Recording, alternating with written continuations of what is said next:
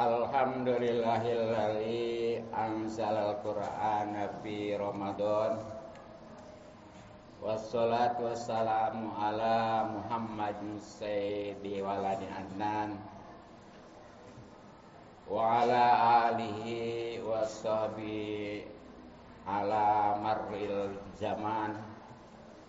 Asyhadu an la ilaha illallah al-munazzahu anil makan, wa asyhadu anna Muhammadan abduhu wa rasuluh alladzi kana khuluqul Qur'an.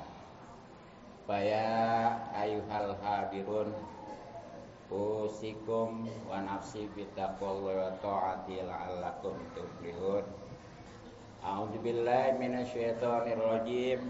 Bismillahirrahmanirrahim. Inna anzalnahu fi lailatul qadar.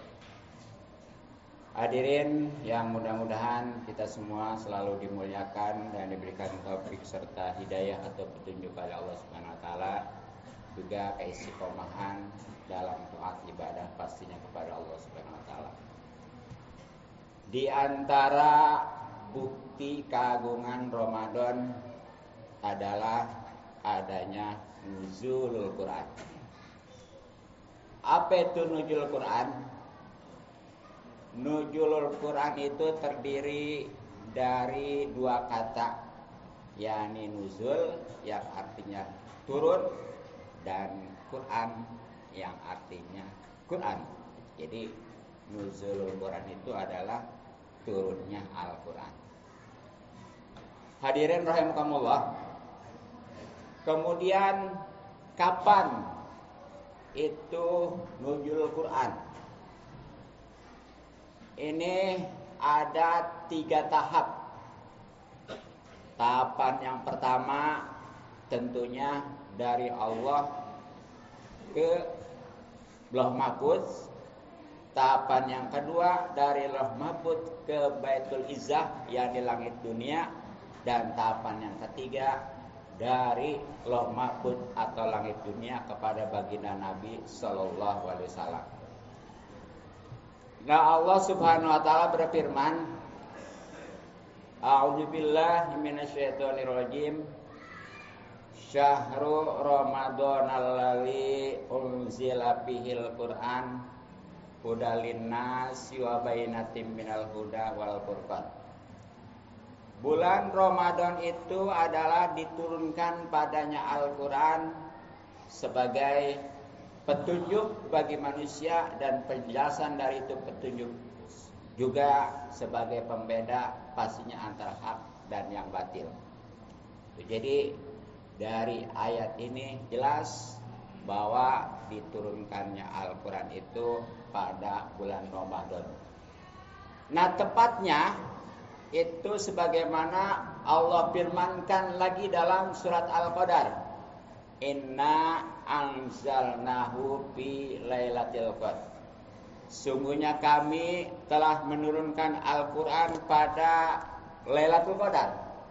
Nah, tapi di sini maksud diturunkannya adalah dari Lauh Mahfuz ke Baitul Izzah atau langit dunia yang jumlahnya adalah 30 juz, 114 surat dan ayatnya walaupun berbeda tapi yang masyhur 6.666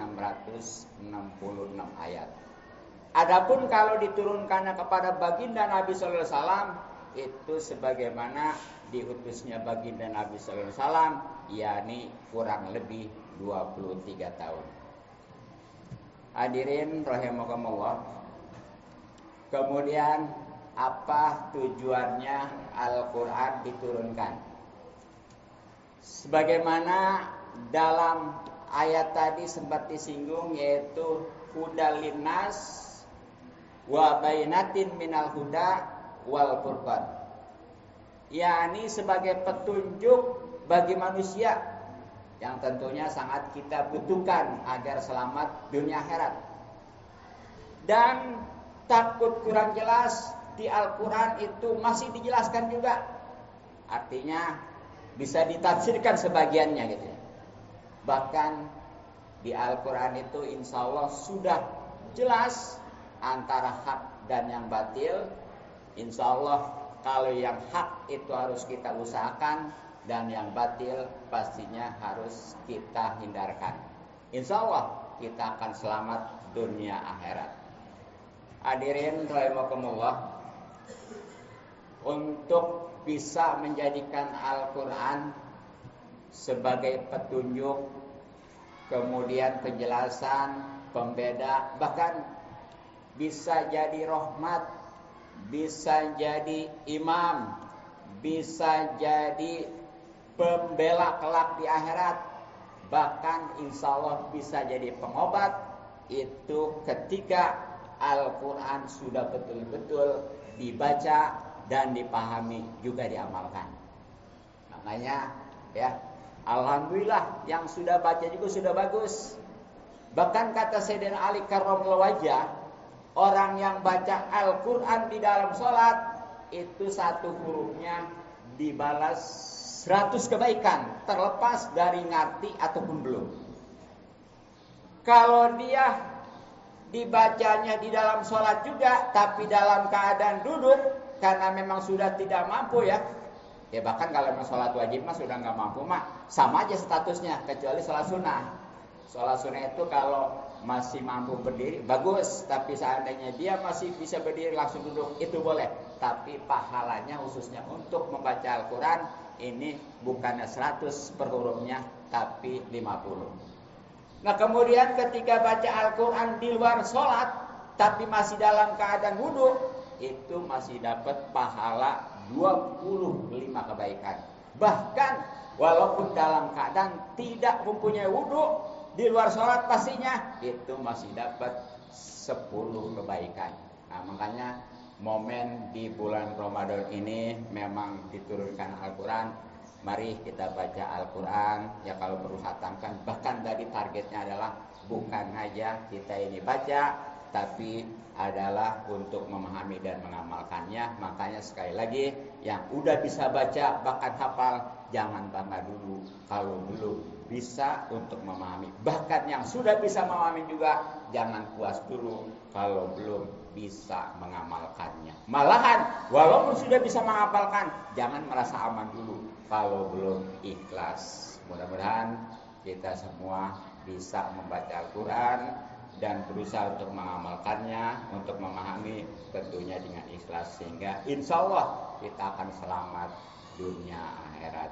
Hadirin rahimakumullah, kiranya cukup demikian dan sekian. Barakallahu li wa lakum fil Qur'anil azim wa nafa'ani wa iyyakum bil ayati wa dzikril hakim wa taqabbala minni wa minkum tilawatahu innahu was-sami'ul basir. Fastaghfirullah innahu wal ghafurur rahim. Bismillahirrahmanirrahim.